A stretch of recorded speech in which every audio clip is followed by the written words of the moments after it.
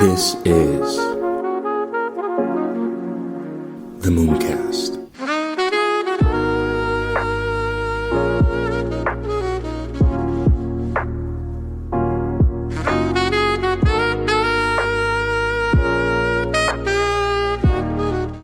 Yeah, I moved my company out here to Bulgaria, man.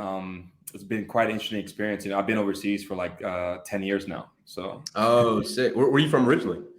I'm from Atlanta. Yeah, I was like, dude, you have no accent. Like, you got to be from America Yeah, somewhere. yeah. Yeah, So man, you've been, I'm from the States. but you haven't been in the States for like 10 years? You've been traveling around? Yeah. I joined the military when I was 19. And Uh-huh. then It's like a so I was, podcast. I'm interviewing you right now. yeah. Yeah, right. You're trying to turn the Yeah. tables like Yeah. Elon. Oh, You're trying yeah. to do the Elon Musk thing, you know? Yeah. Yeah. That's Yeah, funny. no. Yeah, I joined the military when I was 19, and then I got out of the military and I went right back to Germany, and I started studying international business, and I Mhm. learned German, was working in Germany for a bit, then I completely dropped everything for Web3.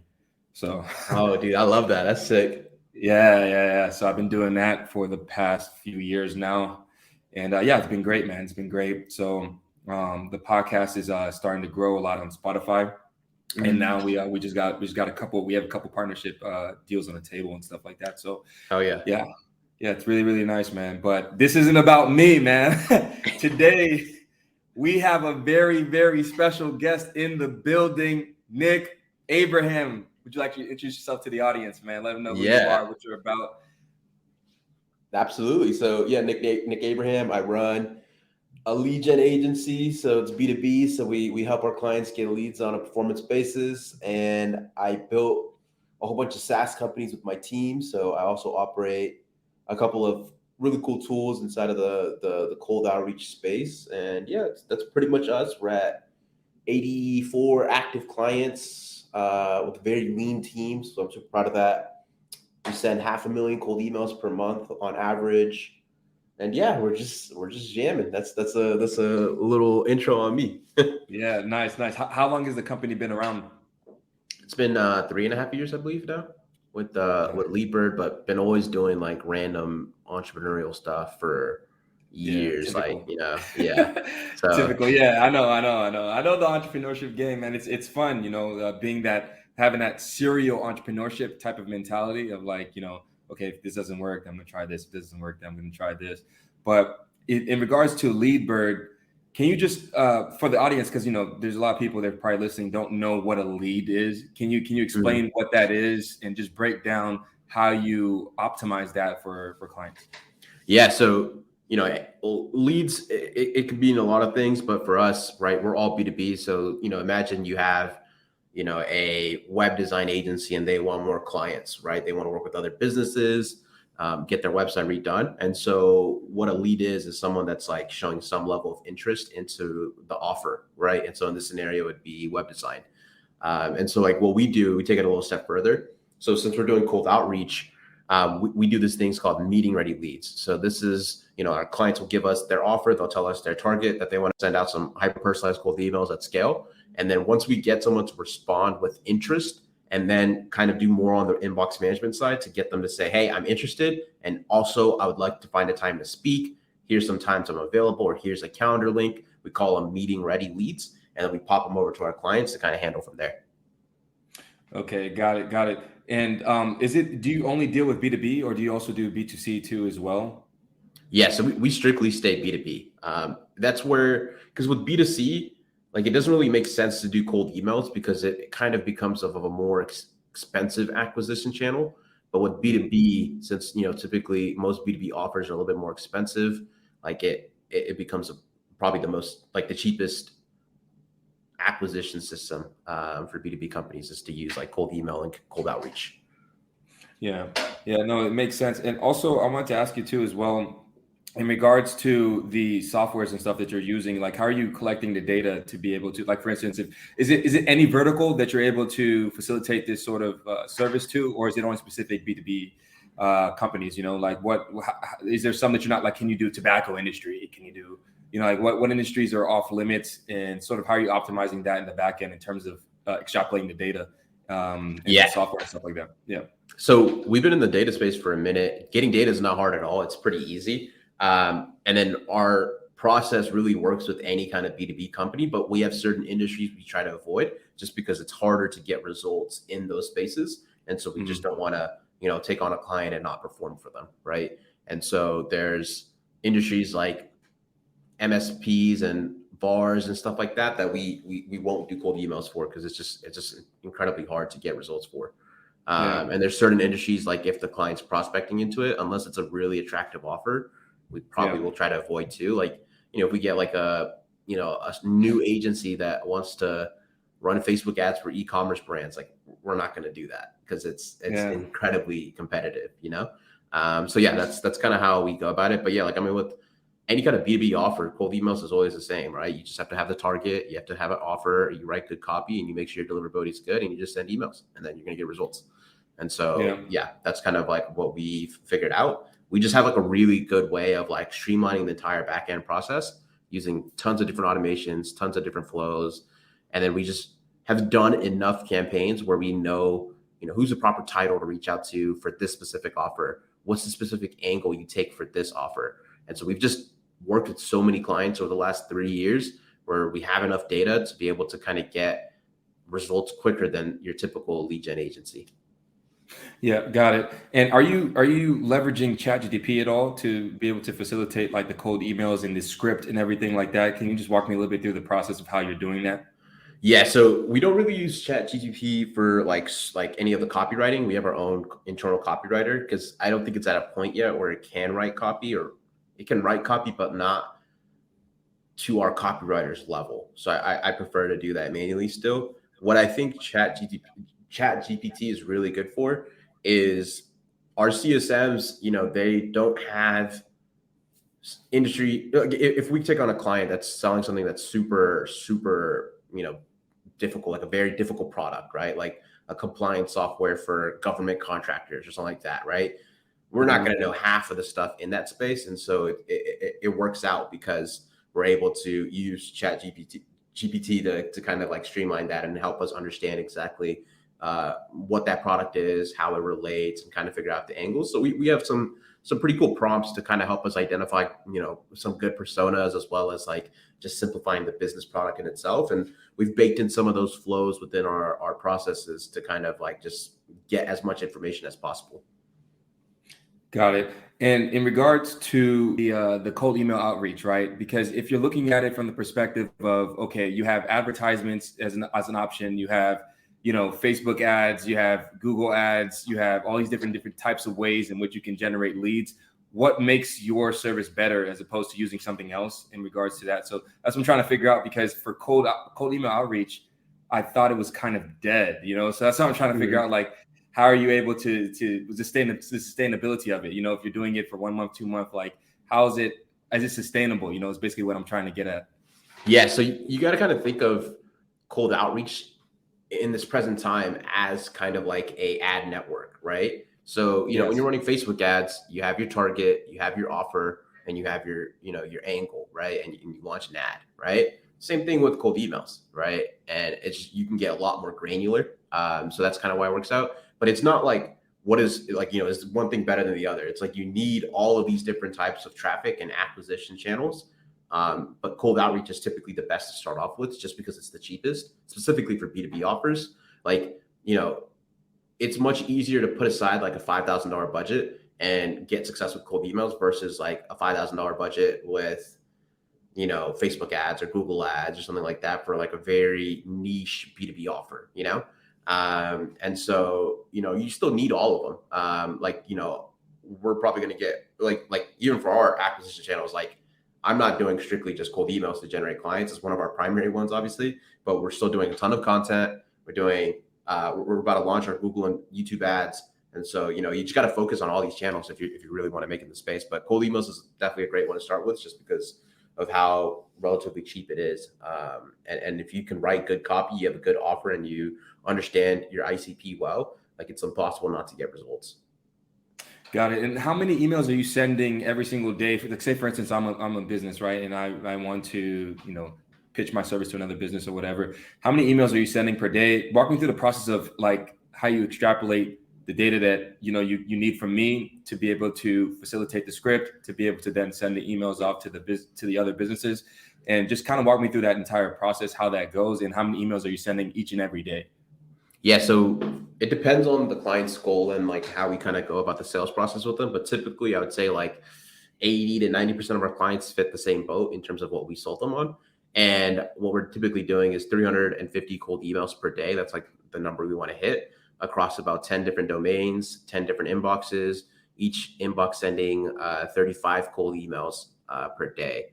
So that's kind of like how we'll go about it. And typically, if you have a subpar offer, like let's say like an offer that really has no unique value props, you don't have much of a brand built, and you don't have much of anything, like you could typically get anywhere from 3 to 8 leads on average a month. But if you have a phenomenal offer, you have a good ICP, and like you've built a good brand, like you have all those kind of assets in place, like 350 cold emails a day, 5 days a week, 20 days a month, it's going to get you some great results. It's going to get you 10, 15 plus leads. And so that's kind of like our sending metric side. When it comes to the data scraping, we do this thing called waterfall enrichment. So like, there's always people saying, oh, like this one data source is better than this other one, and this data source is better than this one. That's not the truth. You got to use all these data sources. Same way I kind of mentioned, you got to use all these acquisition channels. You use all these data sources. So once you get like one contact list, and we automated this entire process, we'll pull a list from Apollo, for example, right? We'll verify it. About 20% of it will come back as valid. The other 80%, most people throw away. So what do we do with that? We take those 80% of people, so the 80, well, let's say it's 100 contacts total. So those 80 contacts that we have in that list that came back as invalid, we'll go take their LinkedIn profiles and we'll go run it through another data source. So we might go put it through Drop Contact.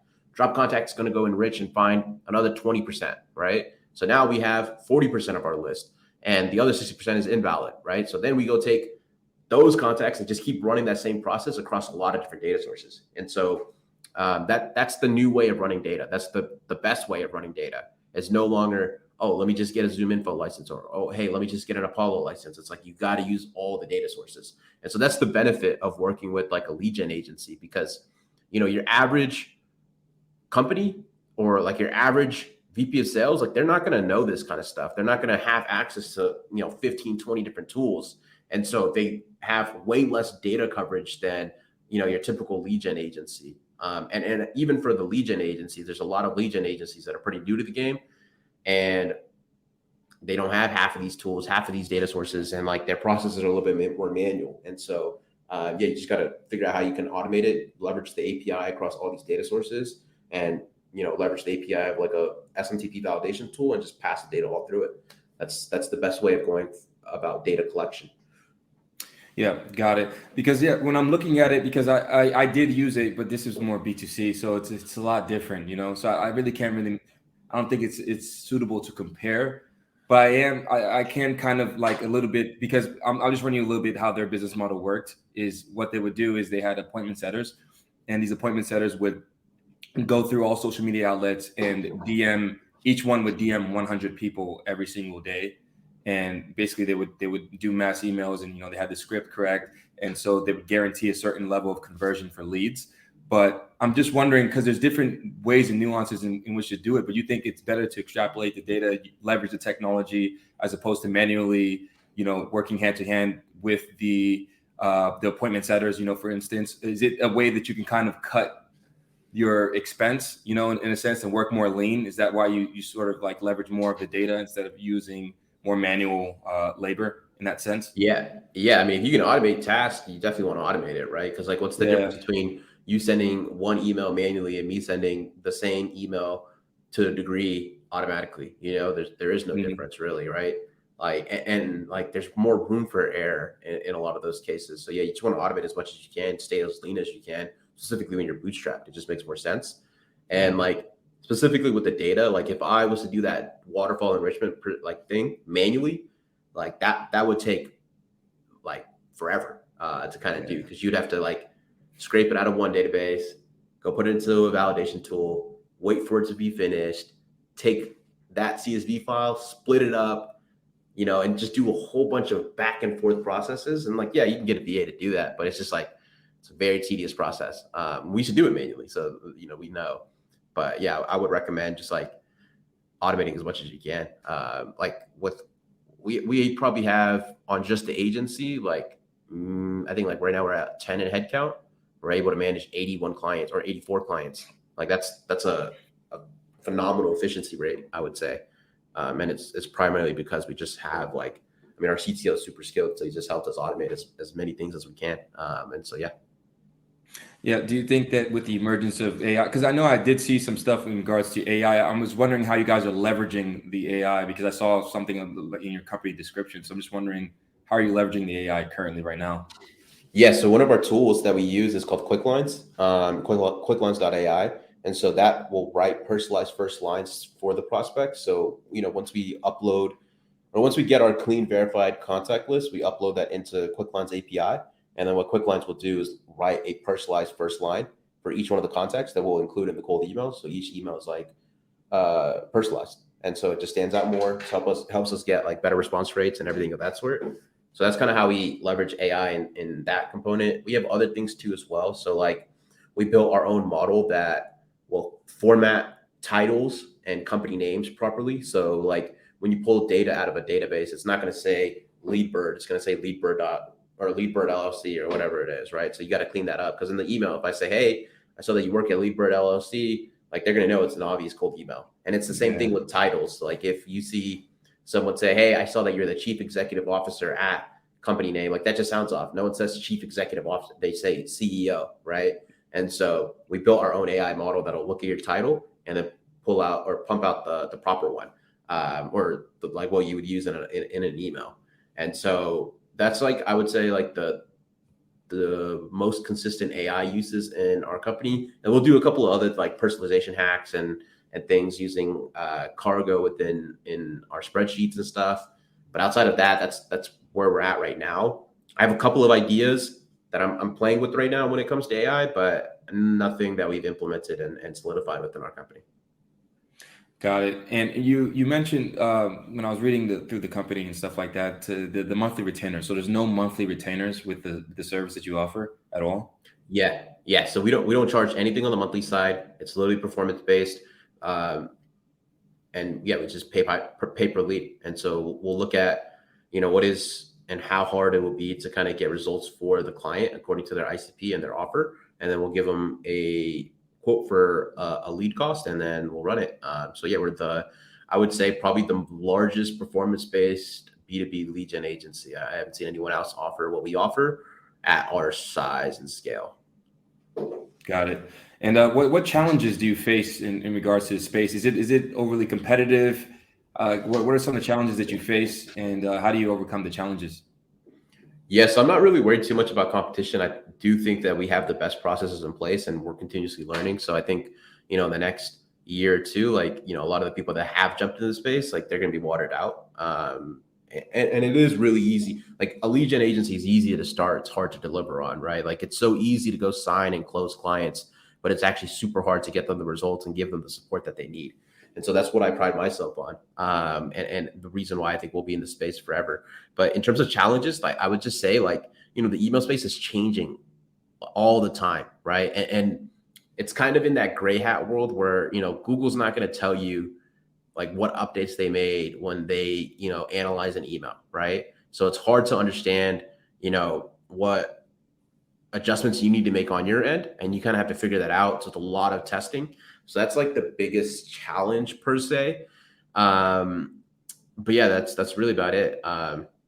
In terms of challenges, I would say like right now acquisition is easy. Obviously we know how to generate leads. The same way we generate leads for our clients is the same way we generate for ourselves.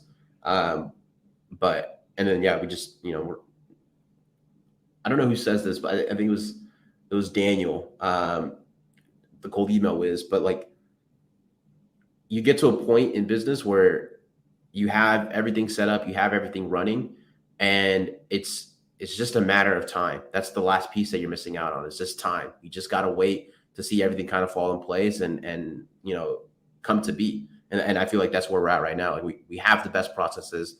We have our lead gen dialed in. We have our sales dialed in. We're pumping out content. We have a good team. Strong team is learning day in, day out. It's like, it's just time. Like I know in a year from now, and maybe you'll have me on, and in a year from now, we'll be like up there in terms of, the biggest lead gen agencies. Yeah. I love it, man. I love the ambition. And in regards to KPIs, what are the main KPIs that you're looking at, and the main ones that your clients are looking at in regards to, is it just, okay, all right, you got me a lead, but the lead wasn't really a warm lead, and it wasn't a high probability of success. I was going to be able to convert this lead, So what KPIs are they looking at specifically, and what KPIs are you guys looking at to optimize your business processes? Yeah. So when it comes to actual like cold email campaigns, and I get this question all the time. Like everyone's like, hey, like what reply rate do I need? Like what positive reply rate do I need? Like what should my bounce rate be? All these things, right? And when it comes to cold email and just like outbound, like outreach and cold outreach in general, it's not really about like what is that general KPI that we should hit, right? It's about because I can never say, because at the end of the day, like cold email only works if you have a great offer, right? And so, let's say we both offer lead gen. You do it on a retainer basis. I do it on a pay per lead model. Like my reply rate is going to be way better than yours, right? And my reply rate is going to have a way more positive intent than yours, right? So when we look at building KPIs, it's less of like, oh, what is the standard one that we have across all of our clients? It's like, hey, let's go launch a campaign and let's figure out what can we do month over month to beat those stats. And that's kind of how I view it. And that's kind of how our team looks at it, because there is no, hey, there is this, one stat that we have. And sometimes clients will come to us and they'll have like, they've done cold outreach before. So they have like, what they've hit before. And so then our goal is, okay, like what can we do to match or beat that, and we'll kind of look at it that way. In terms of like internal KPIs we track, I mean, the biggest one obviously is just like appointment set. Like most agencies, the reason why they just can't grow is just simply because they're not setting enough appointments for themselves internally, like straight up. And so that's one of the biggest ones we track. And then outside of that, like I have some smaller KPIs for just the team to hit when it comes to like total email sent for across all of our clients, across clients themselves, leads submitted per client across the entire company. And then, just things like that. Yeah, no, it makes sense, man. It makes sense. And yeah, I wanted to ask you too, as well, in regards to why you started LeadBird in the beginning. Like, what was the reason behind it? Your aspiration behind the entire project? Yeah. So funny story. I was actually running. So the first ever business I started out of college, right? I think I was like a sophomore in college. So it was like 2018 or What college? UTA in University of Texas at Arlington. And Okay, so I don't know where I got so basically like I grew this social media page to like 50K followers on Instagram, right? Sold it. And was like, oh, this is so cool. Let me do this for other people. So I'm going to spin up an agency. So did all the cool stuff that everyone, or not the cool stuff, the stuff that everyone does that thinks it's important. So, built a nice little website, went out, put myself on GMB, made an Instagram page. And I was just sitting there like, oh, where are the other clients? Like, how am I going to get clients? Like, I thought they're going to come to me. Right. And so, was kind of Googling like how to get clients, how to do this. Right. And then got put on cold email. And then so I was cold emailing for myself, tried a whole bunch of different methods that, this is way back. I mean, this is, 2018. This is when like there wasn't a lot of the tools that are out there right now, and not really enough knowledge out there like there is right now. So I was using a ton of weird databases. I was building my own servers, doing a whole bunch of like kind of like more gray hat, black hat stuff when it came to cold emails. But, we got really good at it. Like I was really good at it. Like this is where I learned lead gen and sales. Like we were closing like 17 clients a month with the first agency and we were literally doing Instagram growth for doctors and surgeons and plastic surgeons and stuff like that. And we weren't charging anything. We were charging like $500 a month. And then our churn was terrible because obviously like what good is Instagram growth for a surgeon, Yeah. And so didn't really have the product market fit there, but I learned a lot about operations, learned a lot about just like kind of like running a team, learned a lot about just like lead gen and sales primarily. And so was able to just translate those skills into just kind of doing this as it's a self-alone thing. And truthfully, like out of everything we did when kind of growing the lead gen agency, which is total shit, by the way, like or not the lead gen agency, the Instagram growth agency, like terrible margins, was working like insane hours, processes were all over the place, first business, you got to mess up on that one, but the thing I loved the most was just the lead gen side. So doing the cold emails, hopping on calls, closing them, like that to me was like the most fun part. It was super thrilling. And so eventually, like I had a couple friends that were like, dude, you're crushing it when it comes to appointments and like onboarding new clients. Like, can you do this for me? And then I started to see other people were doing this as like a service. And then I was like, oh, let me do this as like, let me do this as a service. And so first started out, obviously it wasn't great. The processes were not in place. Didn't know half the stuff I know right now. And it was messy. And, the thing I'm most proud about is just not giving up, just continuing to kind of like bang my head against the wall and figure it out from there. And, I'm happy that we stayed in the space because of I truly think that we are literally in the 0.1% of lead gen agencies right now. And I think that in the next like 6 to 12 months, we're going to see like the most growth we've ever seen and just like take off. Like we're at 84 clients right now. And I think at the beginning of this year, we were at like, I think 30 to 40. So we almost doubled our size of clients in under 6 months. And so, yeah, I'm just excited for these next like 6 to 12 months. Like I think we're really going to take off.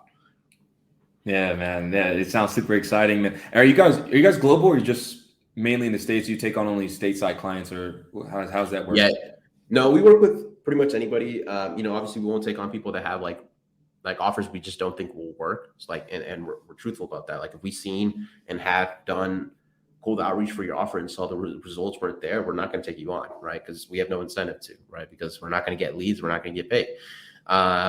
But yeah, my team, we have 2 CSMs out in Ukraine. We have a couple of employees out in the Philippines, a couple in India, and then a couple sales guys in America. Nice. I also have an employee in the Philippines too as well. So yeah. Hell yeah. Yes, it's dope. It's dope. Yeah. In regards to marketing, like, so you mentioned content marketing as well, that you guys are starting to do that, push out content. But I mean, are you guys just basically using your own strategy to get the leads that you need, or are you doing other forms that, or you just, how far has the content marketing gone, and what channels are you leveraging currently right now? Yeah. So yeah, primary source of like new business has been from like lead gen, doing like outbound campaigns ourselves. Like we're really good at coming up with like some really like nifty campaigns, and it's almost impossible not to get leads when you're a performance-based B2B lead gen agency. Like everybody's looking for a pay-per-lead model kind of service. And like, there's not many out there that have, the reviews that we have, the clients that we have, and the like, backend that we have. And so it's pretty easy doing lead gen for us on the outbound campaign side. But yeah, like the last 30 days, 40 days, we've been kind of focusing on doing a lot more, just like spreading our acquisition channels out, So, I've been posting content on Twitter for about probably like a year and a half now. So I grew like kind of a good following on there, probably at like 18K followers, somewhere around there. Nice. Then we just started on LinkedIn recently. That's been really good, doing like 100K impressions a month right now. And then just started YouTube as well. That's like slowly growing, but it's pretty fun. So I think I'm about to hit like 200 subscribers today. So I'm excited for that. Super small steps, but it'll be nice. And then, yeah, outside of that, that's our primary like content channels. And then we just hired an SEO agency to kind of help us on growing our organic traffic there. I think that's everything when it comes to acquisition. And obviously we run like our LinkedIn campaigns or cold email campaigns. We're gonna start cold calling next week.